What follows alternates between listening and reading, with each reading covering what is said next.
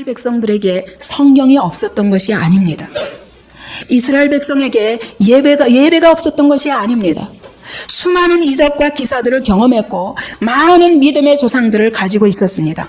그런데도 불구하고 이스라엘은 예수를 믿지 않고 구원을 받지 못하였다 말하면서 그 원인이 뭐냐? 오늘 로마서 10장이 말합니다. 그 원인이 뭐냐? 무엇입니까? 이스라엘이 이와 같이 성경도 가지고 예배도 드리고 다 하는데도 불구하고 실패한 원인이 무엇입니까? 예? 여기서 잘못된 열심이라고 그랬습니다. 하나님께 열심이 있으나 지식을 좇은 것이 아니라 그랬습니다. 열심히 했는데 잘못된 열심이었다는 것입니다. 지식을 좇지 않은 열심이었다는 것입니다. 성경은 절대로 열심히 하지 말라 하지 아니하시고 차지도 않고 덥지도 않은 라오디게아 교회에 대해서 열심을 내라 그렇게 책망하셨습니다. 구원받은 이후의 삶에 대해서 바울은 로마서에서 열심을 품고 주를 섬기라 했습니다. 열심을 내야 됩니다. 그러나 바른 열심이 필요합니다. 그래서 어떤 열심이 바른 열심인가? 지식을 좇은 열심이 바른 열심이라니. 그러면 지식을 좇은 것이 무엇입니까? 지식을 좇은 것이 무엇입니까? 어떤 지식? 구원의 길에 대한 지식이에요. 성경은 결국 우리로 하여금 어떻게? 왜 성경이 기록되었다고? 이외에도 예수께서 행한 많은 일이 있는데도 불구하고 그 중에서 다만 추려서 이것을 기록하면 어떻게 하려 함이라? 우리로 하여금 예수 그리스도를 믿고 영생을 얻게 하려 함이라. 성경이 왜 기록되었냐면 예수가 누구신가를 알고 그를 바로 믿음으로 말미암아 구원을 얻게 하기 위하여 쓰여졌습니다. 그러므로 우리가 성경 속에서 무엇을 찾아야 되냐면 구원의 길에 대해서 분명히 잡아야 됩니다. 여기에 이스라엘이 실패했다는 거예요. 얼마 동안 수천 년의 역사 속에서 성경을 붙잡고 그것만 연구하는 율법학자들이 많았고 그것을 지키기 위해서 자기 삶을 다 드린 바리새인 같은 사람들이 있었지만 지식을 좇은 것이 아니라 바울은 자기가 바로 경험했던 바입니다. 그가 얼마나 하나님께 대하여 열심히 있었던지 그가 예수 믿는 자들을 잡아 죽이는 일에 앞장섰었습니다. 가말리엘 문화에서 율법을 성경을 연구했고 바리새인으로서 자기 삶에서 거룩한 삶, 하나님의 말씀대로 사는 삶을 최고의 목표로 삼았었지만 그의 율법 지식이 어떻게 했습니까? 그리스도를 대적했고 그리고 하나님을 대적했고 하나님의 나라를 회방했다고 그는 고백합니다. 자기는 하나님의 나라를 무너뜨리고 그리고 사람을 살리는 게 아니라 사람을 죽이는 일에 앞장섰던 열심이 있었다고요. 잘못된 열심은 그렇습니다. 오늘도 왜 이렇게 교회도 많고 많은 그리스도인들이 있지만 믿음에 실패하고 있는 사람들이 더 많은 것을 우리가 경고받아야 할 줄 압니다. 왜 그러느냐? 이스라엘과 똑같습니다. 성경을 가지고 예배를 드리면서도 참으로 지식을 조차 하지 않기 때문에 거기서 실패합니다. 여러분, 다른 교회에서 많이 신앙생활을 하다가 여태까지 길을 모르다가 방황하다가 많은 고난을 겪고 나서야 오신 분들의 고백이 무엇입니까? 내가 잘못 신앙생활을 했다는 걸 고백하지 않았습니까? 이스라엘도 마찬가지입니다. 이스라엘은 오해를 했습니다. 구원 얻는 방법이 자기 의라고 생각했습니다. 그래서 자기 의를 세우려고 힘써 하나님의 의를 복종치 아니하였느니라. 바리새인들은 내가 의롭다고 생각했습니다. 그래서 그들은 늘 기도하기를 나는 다른 사람들과 같지 않음을 감사하나이다. 저 세리와 같지 아니하고 창녀와 같지 않음을 감사하나이다. 나는 소득의 11조를 하나님께 드렸으며 나는 이렇게 일주일에 2번씩 금식하였나이다. 그렇게 고백했습니다. 그러나 그것으로서 하나님의 의에 복종치 않았다. 하나님의 의가 뭡니까? 바로 그리스도께서 세우신 의입니다. 그리스도를 필요로 하지 않아요. 그리고 자기가 무엇을 해보려면 자기 노력으로 자기 방법으로 자기 의로 그렇게 열심히 의를 잃어보려고 하다가 그들은 구원을 잃어버렸다고 말씀합니다. 그러나 여기 성경에 보니까 율법을 완성할 수 있는 분은 누구뿐이다? 4절에 보니까 그리스도는 모든 믿는 자에게 의를 이루기 위하여 율법의 마침이 되시니라. 율법에 대하여 완전히 완성할 수 있는 분은 끝을 낼 수 있는 분이 예수 그리스도밖에 없습니다. 이것을 그들은 끝까지 인정하지 않음으로 인해서 이스라엘 백성들은 아직까지도 제사도 드리고 성경도 보지만 아직까지도 예수 그리스도를 믿지 않습니다. 왜 이렇게 예수를 믿는 게 어려울까? 많은 종교들이 있고 종교들마다 핵심이 있더라고요. 예를 들면 불교는 뭐가 핵심입니까? 선을 행하는 것, 결국 내가 하는 것입니다. 또 가톨릭도 내가 나름대로 선을 행하는 것, 거기에 목표를 둡니다. 불교의 선은 그게 아니죠. 돌을 닦는 거죠. 자기의 번뇌를 벗는 것입니다. 이것도 내가 하는 것입니다.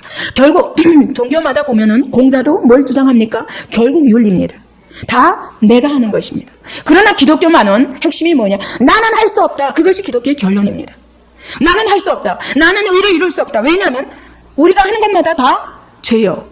우리는 절대로 율법을 행하려 하면 할수록 율법 때문에 오히려 내 죄가 드러날 뿐이다. 그게 구약 역사입니다. 이스라엘의 역사였습니다. 그래서 죄를 깨닫고 나서 나는 할 수 없습니다. 오호라 나는 공고한 사람이로다. 이 사망의 몸에서 누가 나를 건져내라. 나는 할 수 없습니다. 인간은 할 수 없구나. 이 결론이 나야 거기서부터 신앙생활이 시작되는 것입니다. 그러므로 기독교의 핵심은 믿음입니다. 근데 믿음으로 말미암아 하나님의 의에 이르고 구원에 이른다는 이것에 놀라운 하나님의 비밀이 있는 것입니다. 여기서 율법으로 말미암는 의를 이스라엘 백성들은 추구했었는데 성경은 믿음으로 말미암는 의를 이야기합니다. 율법으로 말미암는 의는 뭡니까? 내가 늘 행해야 됩니다.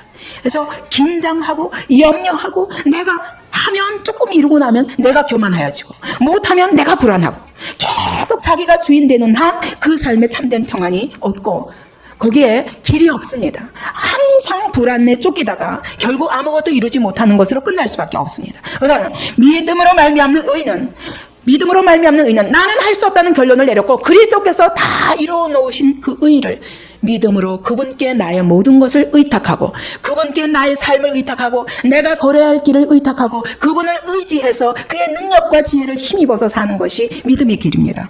그렇기 때문에 거기는 안식이 있습니다. 내가 하는 것이 아니라 완전하신 하나님이 이루어 놓으신 그것을 나의 것 삼아 그분께 의뢰하는 삶입니다.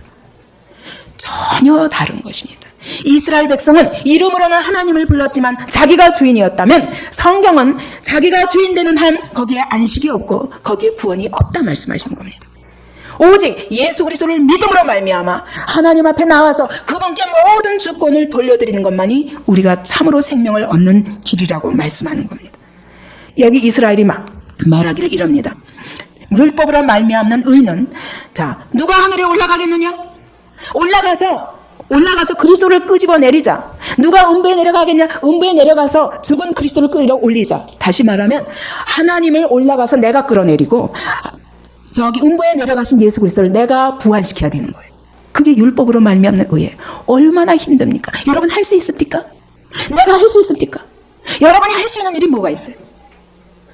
이 믿음으로 말미암는 의, 믿음으로 말미암는 구원이 얼마나 우리에게 놀라운 선물이요. 정말 복음인가를 우리가 어쩌면 이렇게 미련하게 깨닫지 못하는지 몰라요. 성경을 가지고도 예배를 드리면서도 그러면서도 그것을 깨닫지 못함으로 인해서 이스라엘 백성처럼 수고만 하는 거예요. 오늘도 신앙생활 하는데 여러분 힘듭니까? 신앙생활이 힘듭니까? 그럼 잘못 믿고 있는 것입니다. 내가 지금 분명히 잘못 믿고 있는 것입니다. 신앙생활은 결단코 힘든 것이 아닙니다. 그리스도 안에서 안식하고 그 안식으로 인하여 주님 앞에 감사를 드리고 그 거저받은 은혜에 찬송하며 그 은혜의 빚진 자로 사는 삶이지 감사해서 사랑해서 내가 하는 것과 억지로 해야 된다고 해서 하는 것과는 큰 차이가 있어요. 여러분 신앙생활 하는데 힘듭니까? 안디옥 교회에서 신앙생활 하는 게 힘듭니까? 그럼 내려놓으세요. 다 내려놓으세요. 여러분이 지금 안식하지 못하기 때문에 그리스도 안에 들어가십시오. 우리가 하는 것이 아닙니다. 그분이 다 이루어 놓으신 것을 내가 믿음으로 받는 것이 믿음으로 말미암은 구원입니다. 참 이상하게도 여러분 이렇게 쉬운 길을 하나님이 제시하셨는데 우리가 인간이 잘 살 수 있는 여러분 잘 살고 싶습니까? 정말 행복하게 살고 싶습니까? 이 땅에서의 삶을 한번 멋있게 살고 싶습니까? 그럼 어떻게 해요? 내가 열심히 노력해서 그렇게 합니까? 아니라는 거예요. 여러분 내가 열심히 해서 되는 것이 아니라 그리스도를 온전히 믿으라는 거예요. 어떻게 하면 바로 믿을까? 그 지식을 조치라는 거예요. 근데 왜 그게 그렇게 힘들까요? 예를 들면 내가 여기서 미국까지 날아갈 수 있습니까? 못 날아가잖아요. 나는 못 날아가요. 그런데 여기다 비행기를 놓고 타라 그러십니다. 주님이 타라. 타면 내가 너를 어디다 날라줄게. 근데 못 타요. 그리고 산 넘고 물 건너 걸어가는 그런 어리석은 인생과 같이 우리가 하나님이 그리스도 안에 타라. 그리스도의 방주 안에 타라. 내가 모든 심판을 면케할 것이며 너를 모든 환난에서 내가 지켜줄 것이며 내가 사범되어서 너 길을 모르잖아. 네 길을 모르잖아. 내가 네 길을 인도해주마. 타라. 여러분 오늘 무엇 때문에 고민하십니까? 여러분이 할 수 없는 그것을 하나님은 하실 수 있다는 약속을 하시는 겁니다. 타라. 믿음으로 타라는 것입니다. 그리스도의 방주 안에 타라는 것입니다. 내가 너를 업어다 날라주마. 독수리가 업어서 저 창공을 날라서 날라다 주듯이 내가 너를 업어서 나르리라 말씀하셔도 안 타는 겁니다. 이게 어리석잖아요. 너무 어리석잖아요. 그런데 여기에 두 가지가 곰곰이 생각해 봤어요. 왜 우리가 이렇게 믿는 게 힘들까? 신앙생활. 이것도 저도 돌아보면 그래요. 분명히 내가 예수님을 만나자마자, 성경 속에서 만나자마자 23년 전에 누가 믿으라고 해서가 아니라 성경을 보고, 그리고 성령께서 친히 찾아오셔서 말씀을 깨닫게 하시는 바람에 제 발로 나갔습니다. 그죠? 그랬으면 내가 굉장히 주님을 나의 구주로 완전히 영접하고, 그다음부터는 내 삶이 없이 주님께 나의 모든 것을 드린다고 살았는데도 이제 23년 동안 쭉 뒤돌아보니까 분명히 믿음으로 산다고 했는데 믿음의 방법을 잘 모르기 때문에 많은 시행착오를 거쳐서 믿음에도 많은 단계가 있더라고요. 그분을 신뢰하는데 처음에는 5%, 그 다음에는 10%, 그 다음에 15% 이래가면서 점점 그분을 의뢰하는 것이 날마다 더 깊어져 가는 거예요. 그런데 그게 처음부터 100% 되면 얼마나 좋겠냐고요. 근데 왜 이게 이렇게 어려운가? 바로 이스라엘이 어려운 것을 보면 우리도 똑같은 이유로 어렵다는 것입니다. 이 믿음을 방해하는 것이. 믿음으로 산다는 것이 무엇인지를 잘 모르는 거예요. 무엇이 방해가 됩니까? 여기 이스라엘 백성에게 무엇이 방해가 됐다고요? 자기 의라고 그랬죠. 자기 의. 내가 의를 이뤄보고, 내가 주관하고, 내가 주인이 되고, 자기 중심적이고, 자기 영광, 이기주의 이런 데 묶여서, 자기에게 묶여서 못하더라고요. 그러니까 믿음이라는 게 뭔지 이거를 많은 훈련을 거쳐야 자기를 내려놓고 그분께 전폭적으로 주권을 돌리는 일이 그렇게 하루아침이 되는 것이 아니더라고요. 조그만 자기 중심에서 벗어나면 금방 공격적으로 바뀌고, 자기 영광에 조금만 해가 되면 금방 공격적으로 바뀌면서 그분께 나의 모든 것을 내려놓을 그 신뢰가, 인격적 신뢰가 그렇게 쉽게 되는 것이 아니더라고요. 말로는 그렇다고 하는데 실제로 그것을 이뤄가는 데는 이렇게 이제까지 자기가 주인이 되어 살던 자기 중심적인 삶에서 벗어나서 그리스도 중심적으로 바뀌는데 많은 시간이 걸리고 연습이 필요하더라 그 말입니다. 그리고 또 방해가 되는 게 뭘까요? 방해가 되는 게 많은 사람들이 다 그렇게 살고 있거든요. 그죠? 내가 주인 되어서 내가 이뤄보고, 그래서 내가 손해보고, 이런 방법으로 사는 것이 많은 사람들이 다 그렇게 살고 있기 때문에 믿음으로 사는 사람이 되게 어리석어 보여요. 아주 극소수예요. 그죠? 그렇기 때문에 세상이 미워해요. 그래서 예수님께서도 말씀하시기를 세상이 너희를 미워하면 너희보다 먼저 나를 미워하는 줄 알라. 이상하잖아요. 예수님께서 아무것도 하신 거 없어요. 우리를 대신해서 죽어주시고, 우리를 대신해서 무덤문을 열어주시고, 우리를 대신해서 놀랍게 하나님 보좌 우편에 가서 오늘도 우리를 위하여 기도하시는 그분을 왜 미워합니까? 이상하잖아. 근데 진리를 미워하고 빛을 미워하는 그 악성이, 죄성이 우리 안에 있더라고요. 이유 없어요. 그냥 미운 거예요. 하나님의 말씀에 대해서도 그래요. 오늘도 우리 속에 있는 죄성이 하나님의 말씀이 나를 조금만 찌르면 미워요. 그냥 그리스도도 믿고 전하는 사람도 믿고 다 미워요. 자기 고집대로 살고 싶은 그것 때문에. 근데 세상 사람들이 다 그렇게 살고 있기 때문에 나만 이렇게 산다는 것이 되게 불안해지고, 그리고 성경은 말씀하시기를 세상과 벗되어 살면 하나님과 원수가 될 수밖에 없고, 근데 하나님과 벗이 되려면 세상과 원수가 될 수밖에 없고, 근데 세상 속에서 외롭게 사는 것이 그렇게 쉽지 않더라고요. 이런 두 가지 이유로, 크게는 두 가지 이유로 해서 우리가 믿음의 생활에 얼마나 많이 실패하고 있는가 하는 생각을 하게 됩니다. 그래서 주님은 어떤 자를 사랑하시냐면, 복음은 내가 완전히 할 수 없다는 결론을 내린 사람들을 기뻐하시더라고요. 사랑하시더라고요. 그래서 예수님을 초청한 바리새인 시몬보다 죄인인 한 여자, 이 여자는 그 동네에 이름난 창녀였습니다. 누구든지 그 여자를 보면 죄인, 그러는 여자였습니다. 누구도 상대하기 싫어하고 더럽게 여기는, 그래서 그 옆에 가기를 피하는 그런 여자였습니다. 그러나 주님은 그 여자를 칭찬합니다. 왜? 그 여자는 내가 아무것도 할 수 없기 때문에 주님 앞에 나와서 아무도 그 여자가 오는 걸 기뻐하지 않고, 그 여자가 온 것 때문에 시몬은 오히려 화가 났습니다. 집주인이. 근데 와서 예수님 옆에 와서 발 아래 엎드려서 눈물을 흘리며 그 눈물을 자기 머리털로 닦으며 자기에게 있는 전 재산 향유를 가져다가 예수님의 발에다 붓고, 차마 그분의 머리에 들어 부을 자격이 없다고 생각한 거예요. 발에다 붓고 발에다 입 맞추고. 왜? 나는 죄사함 받지 않고는 살 수 없다는 거예요. 주님, 나의 유죄를 용서하지 않고는 나는 살 수 없다는 거예요. 나는 주님 없이는 나는 이 세상에 아무도 나를 받아줄 자가 없고, 나는 주님을 의뢰하는 것만이 살 길이라는 걸 안다는 고백인 거예요. 주님이 이 여자를 오히려 칭찬했어요. 우리가 분명히 알아야 됩니다. 주님은 감히 눈을 들어 하늘을 우러러 보지 못하는 세리가 하나님이여 나는 죄인이로소이다 하늘도 바라보지 못하고 가슴을 치는 세리, 그가 얼마나 백성들에게 악한 짓을 했겠습니까? 그러나 그것 때문에 자기 가슴을 칠 수 있는 사람을 주님은 오히려 기뻐하시더라고요. 왜? 그게 믿음이에요. 나는 할 수 없고 나의 이런 죄됨 때문에 그리스도 앞에 달려나올 수밖에 없는. 바리새인 시몬이라고 죄가 없겠냐고요. 바리새인이 일주일에 2번 금식하고 그리고 11조를 드리고 아무리 자기가 거룩한 삶을 산다고 한들 그 마음속에 죄가 없겠냐고요. 근데 그 모든 것들을 가리우고 주님을 필요로 하지 않고 자기 의의를 주장하는 이런 자들을 하나님 미워하셨습니다. 그래서 심령에 가난한 자가 복이 있다고 성경은 말씀합니다. 그리스도 없이는 살 수 없다는 고백을 기뻐하십니다. 여러분, 오늘 정말 나는 할 수 없다고 생각합니까? 그러면 그것이 바로 하나님이 주신 축복인 줄 아십시오. 하나님, 나는 아무것도 할 수 없습니다. 주님 앞에 나왔사오니 18년 된 혈루증 앓은 여인이 18년 동안 재산을 다 탕진하고 다 모든 방법을 다 써봐도 길이 없었습니다. 그래서 그는 어찌하든 주님의 옷자락이라도 만지겠다는 그 마음으로, 그래야 자기에게 구원이 있겠다고 믿는 그 믿음을 하나님이 기뻐하셨다. 38년 된 중풍병자가 자기 힘으로는 주님 앞에 걸어 나올 수 없습니다.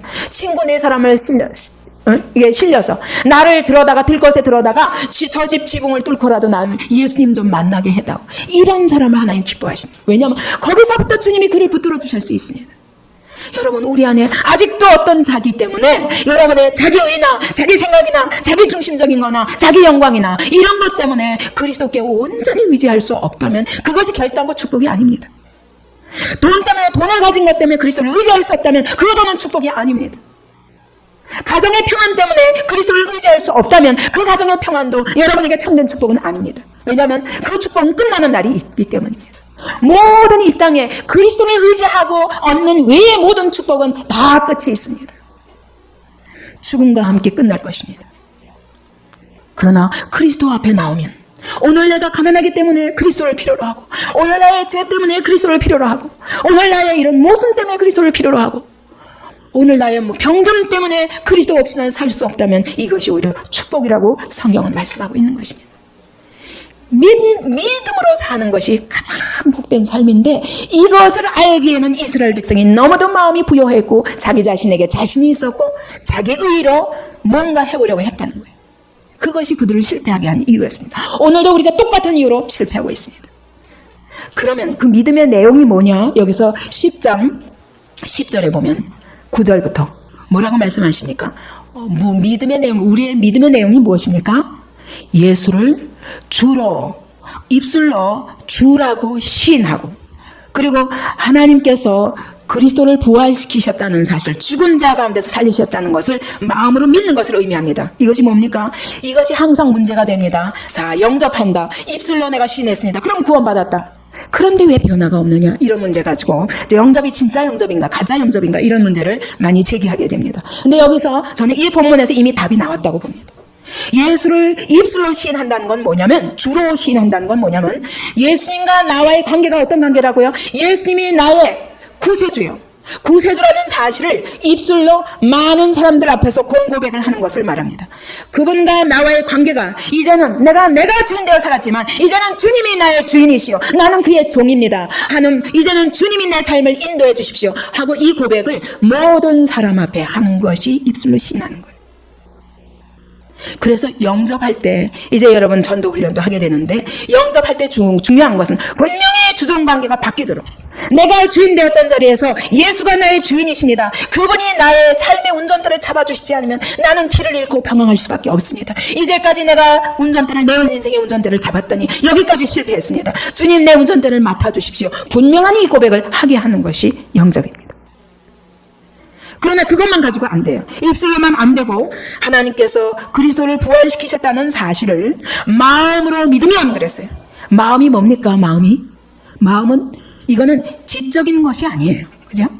지적인 것은 우리가 진리를 분별할 수는 있지만 이 지식으로 우리가 변화될 수는 없습니다. 근데 마음은 뭐냐면 감성입니다.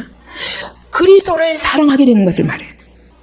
사랑함으로 그분을 신뢰하는 것을 마음으로 믿는다고 말합니다. 그래서 여러분, 영접이란 뭐냐면, 이제는 내가 주인이 아니라 내 삶의 주인이 주님이십니다, 이렇게 고백할 뿐만 아니라 정말 나의 주인 되신 그분이 어떻게 선하시고 인자하시며 나를 사랑하사 내 길을 가장 복되고 가장 아름다운 길로 인도하시는 참된 내 삶의 안내자라는 사실을, 그분을 사랑하며 신뢰하는 거예요. 그래서 여러분, 이것은 이제 주인이 바뀌었다는 것은 그분의 인격을 믿고 그분을 사랑하고 그분을 신뢰하지 않으면 그분을 쫓아갈 수 없어요.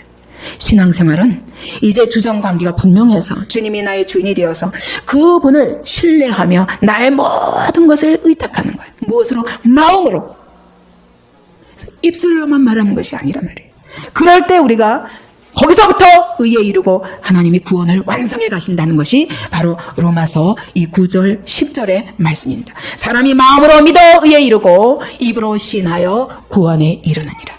하나님께서 이와 같이 마음으로 주님을, 그분의 주인 되심을 확실히 믿고 그분이 어떻게 선하신, 나를 사랑하사 십자가에 대신 못 박혀 죽기까지 사랑하신 나의 삶의 참된 안내자라는, 그래서 그분의 안내는 다 믿고 따르겠다는 이 고백을 말하는 거예요.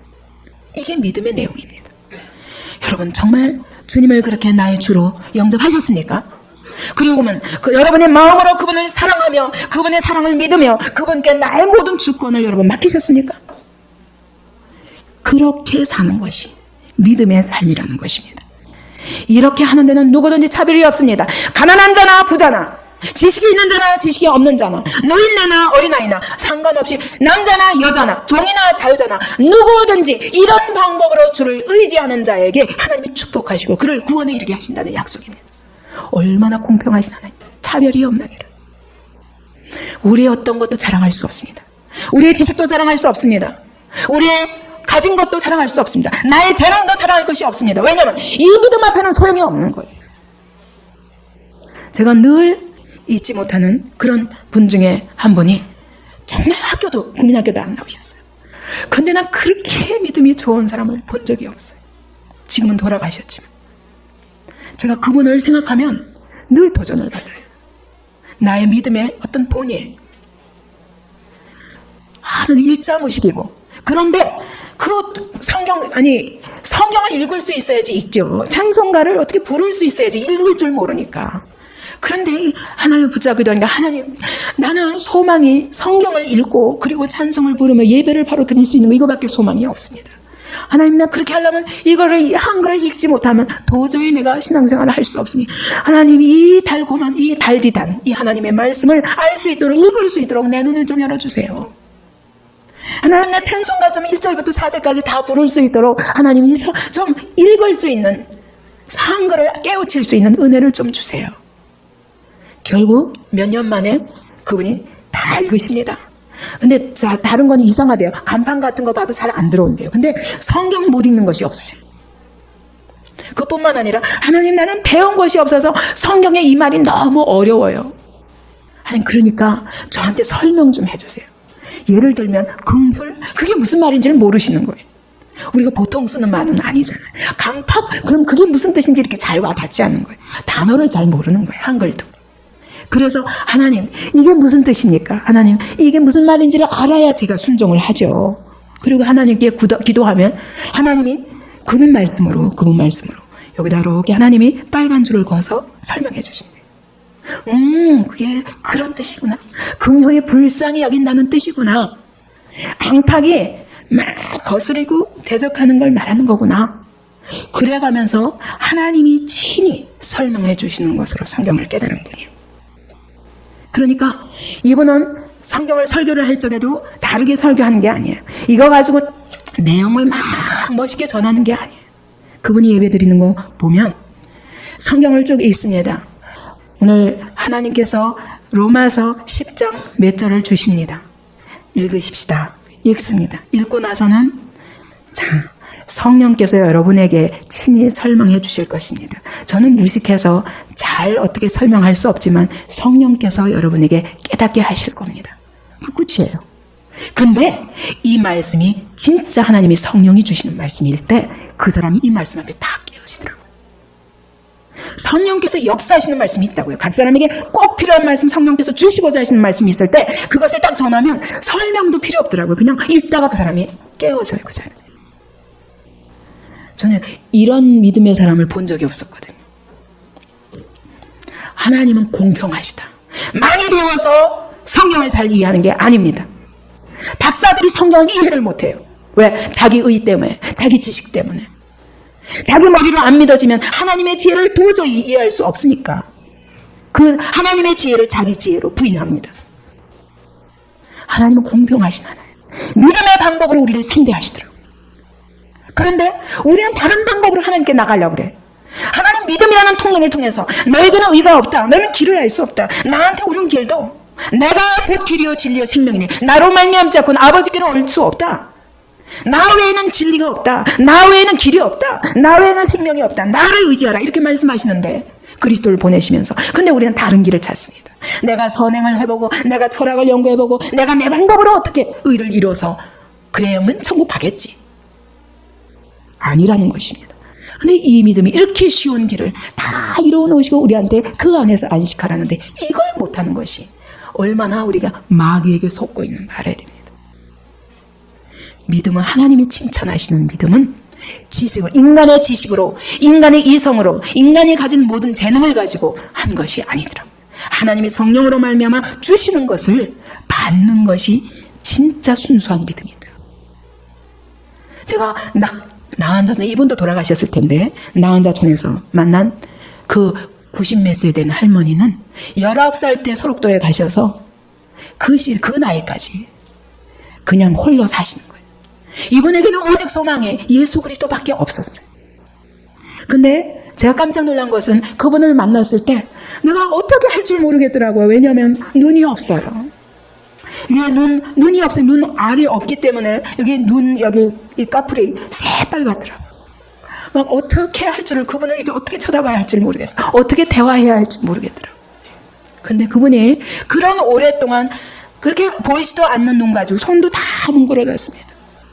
그러면서 혼자 사시는데 그분은 앉아서 누가 성경을 읽든 다 같이 외워요. 로마서 10장 9절 하면은 그는 내가 만일 내 입으로 예수를 주로 시인하며 다 읽어요. 찬송가 몇 장 하면 1절부터 4절까지 다 외워요. 오직 그것밖에 소망이 없어요. 제가 그분을 보고 정말 공평하신 하나님, 차별이 없느니라, 오직 믿음의 방법으로 사람을 축복하신 하나님. 이분이 고백이 그러더라고요. 자기는 할 수 있는 일이 하나님 앞에 칭찬받을 일이 이거밖에 없어서 기도만 한다고 그러시더라고요. 왜냐하면 내가 여기서 소록도를 벗어날 수도 없고 내가 누구를 도와줄 수도 없고 내가 할 수 있는 건 기도밖에 없더래요. 내가 선교하러 나갈 수도 없고, 그래서 나는 복음 전하는 자, 온 세계 방방곡곡에 오늘도 복음 전하는 자들을 위하여 기도하는 것이 자기의 사명인 줄 알고 새벽 기도 나가서 기도하고, 그 다음에 내내 기도하시다가 배고프다 하시면 집에 들어오셔서 혼자 계시니까, 혼자니까 완전히 돼지우리와 같이 있는 집이었어요. 방이었어요. 거기서 옥수수 하나 쪄 드시고, 그게 아침이에요. 드시고 한 잠 좀 쉬셨다가 또 점심때 나가십니다. 나가서 기도를 몇 시간 하시다가 또 와서 감자 하나 쪄 드시고 또 조금 쉬셨다가 또 교회로 나가십니다. 내내 기도하시다가 그리고 저녁 드시고 주무시고, 이게 자기의 유일한 사명이라고 그러시더라고요. 그분의 기도 소리를 들으면 이 교회가 정쩡쩡쩡 울리더라고요. 연세가 90이 넘어도 얼마나 힘차게 기도하시는지.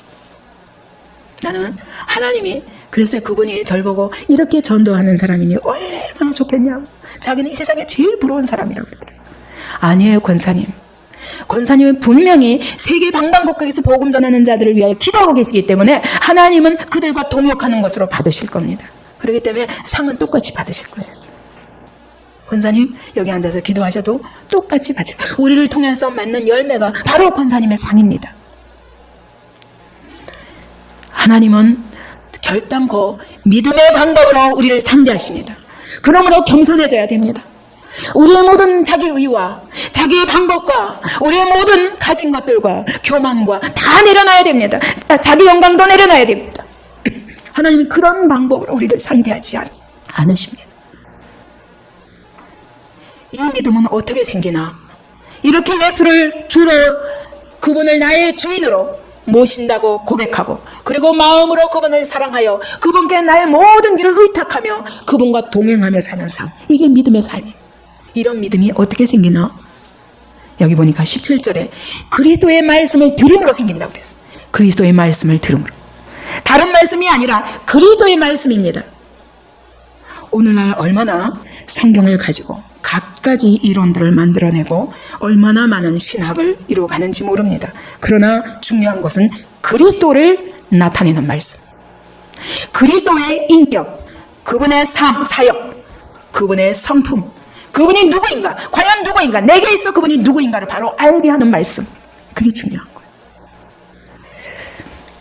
저도 한때는 이 말씀을 더 어떻게 하면 바로 전하고 어떻게 하면 멋있게 전할까, 정말 많은 책들을 놓고 공부해 보려고 했지만 결국은 그리스도의 인격을 바로 드러내고 그분의 사심을 바로 드러내는 것 외에는 참된 능력이 없더라고요.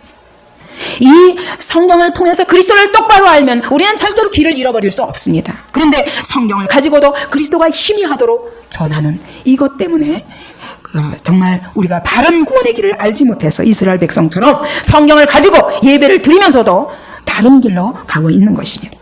성경은 말씀합니다. 영생은 유일하신 참 하나님과 예수 그리스도, 그의 보내신 자 예수 그리스도를 아는 것이 영생이니라. 그리스도를 똑바로 알면 그것이 바로 구원의 길입니다. 여러분, 그리스도를 알기를 사모하시기 바랍니다. 그리스도를 바로 알고 그분을 아는 것만큼 신뢰하고 사랑하는 것, 이것이 바로 믿음과 직결되는 것이에요. 사단은 이걸 너무 싫어합니다. 그래서 베드로를 잡아놓고 사도들을 잡아놓고 도무지 예수의 이름으로 말하지도 말고 전하지도 말라. 그리고 어떤 사람은 그럽니다. 전도하기 전에 삶이나 똑바로 살아라. 그래야 전도가 되지. 제가 첫 번째 목회에서 그것 때문에 얼마나 많은 영적 싸움을 싸웠는지 모릅니다. 저는 젊은이들을 일으켜서 전도팀을 만들어가지고 어찌하면 이 아이들을 복음을 전할 수 있는 자들로 세울까? 그랬더니 교회가 가로막는 것입니다. 왜냐하면 오늘날 얼마나 많은 사람들이 예수 믿어라 그래놓고 자기 삶은 엉망이니까 사람들이 안 믿는다 그거예요. 그러니까 전하지 말라. 그러기 전에 먼저 자기 삶을 이루라는 것입니다. 예, 그것도 다 틀린 건 아닙니다. 그죠? 정말 우리가 전하면서 그리스도의 인격과 그리스도의 성품을 드러내는 그런 삶을 살아야 우리가 전하는 걸 바로 믿지 않겠습니까? 그럼에도 불구하고 예수님께서 마지막 제자들에게 남긴 말씀이 무엇입니까? 가서 전하라. 너희가 전할 때 세상 끝날까지 내가 너희와 항상 함께 있으리라. 우리가 그분을 전할 때 그분이 함께 하시면서 역사하는 거예요. 저는 이 부분에 대해서 너무 가슴 아픈 사람. 내가 32살 될 때까지 아무도 나에게 그리스도를 전해주지 않은 것에 대해서 저는 얼마나 고통했는지 모릅니다. 이렇게 내가 아무도 설명해주지 않아도 성경 속에서 예수 그리스도를 만날 수 있었는데 왜 아무도 나에게 예수를 이야기해주지 않았을까요?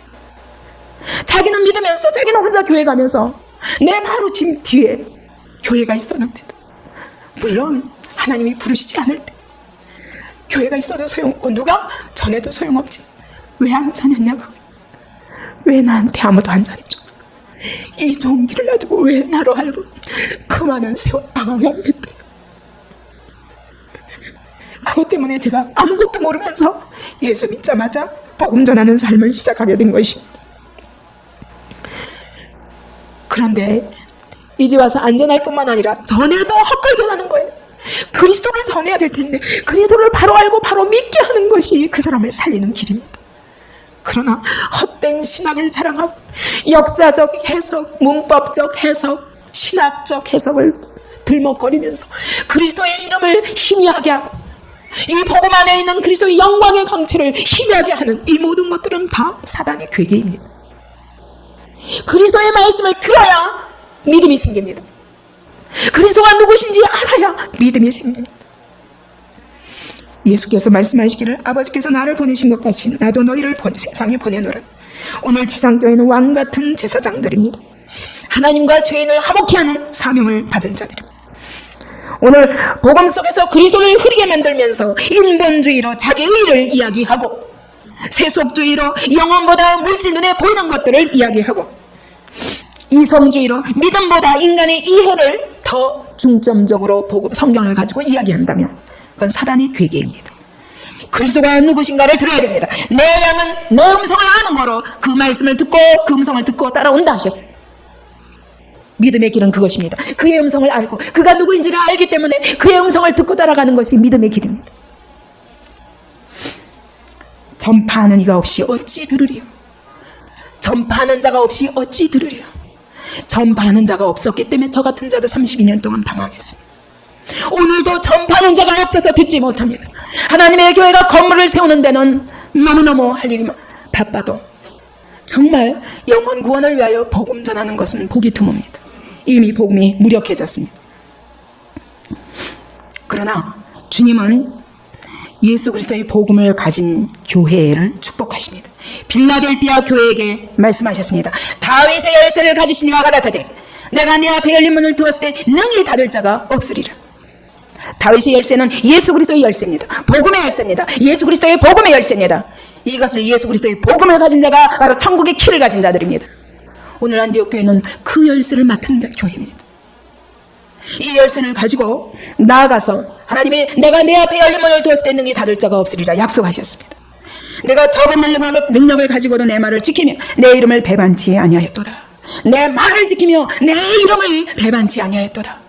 오늘 그리스도의 말씀을 지키고 그리스도의 이름을 배반치 아니하는 그런 교회를 하나님이 찾으십니다.